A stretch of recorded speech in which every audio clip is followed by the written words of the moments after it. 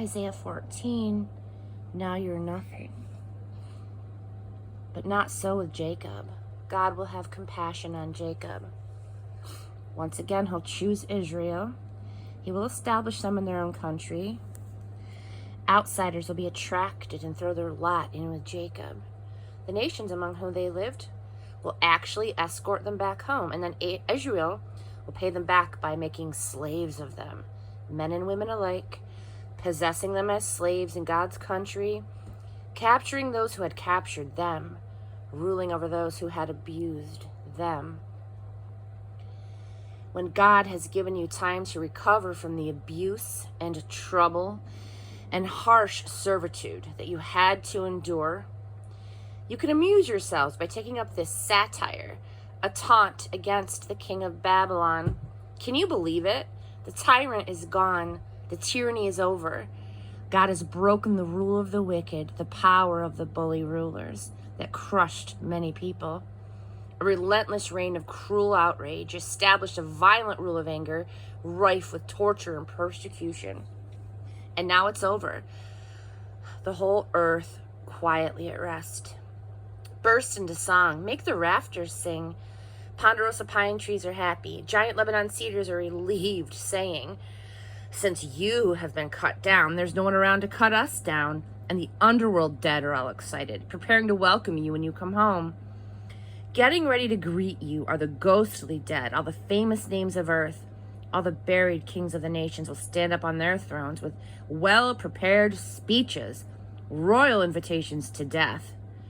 Now you are as nothing as we are. Make yourselves at home with us dead folks.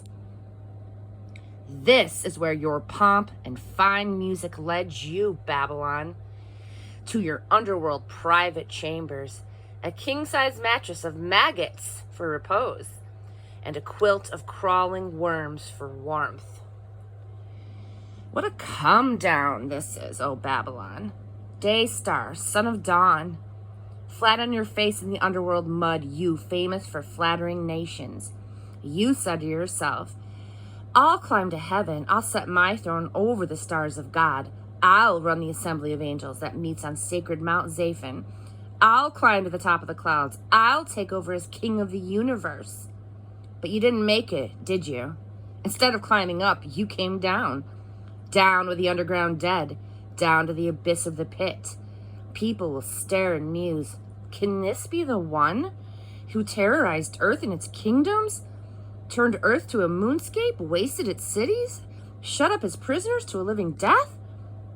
Other kings get a decent burial, honored with eulogies and placed in a tomb. But you're dumped in a ditch unburied, like a stray cat or dog, covered with rotting bodies, murdered and indigent corpses. Your dead body desecrated, mutilated. No state funeral for you. You left your land in ruins. You left a legacy of massacre. The progeny of your evil life will never be named oblivion.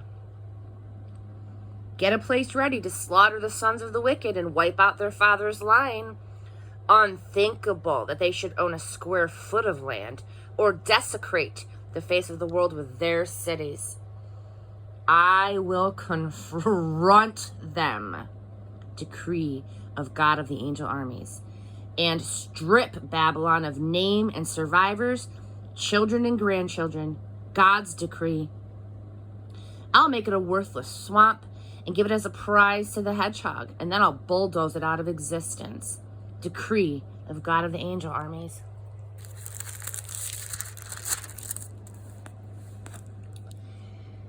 Who could ever cancel such plans? God of the angel armies speaks.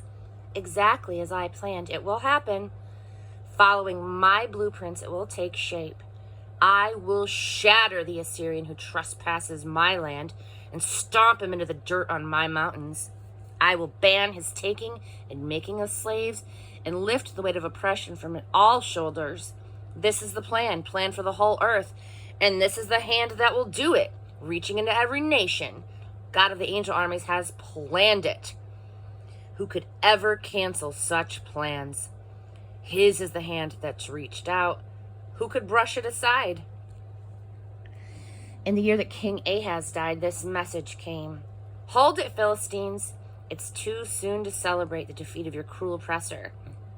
From the death throes of that snake, a worse snake will come, and from that one even worse.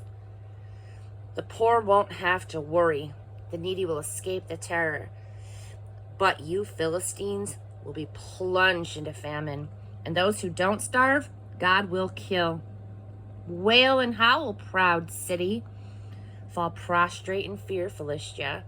On the northern horizon, smoke from burned cities, the wake of a brutal, disciplined destroyer. What does one say to outsiders who ask questions? Tell them God has established Zion. Those in need and in trouble find refuge in her.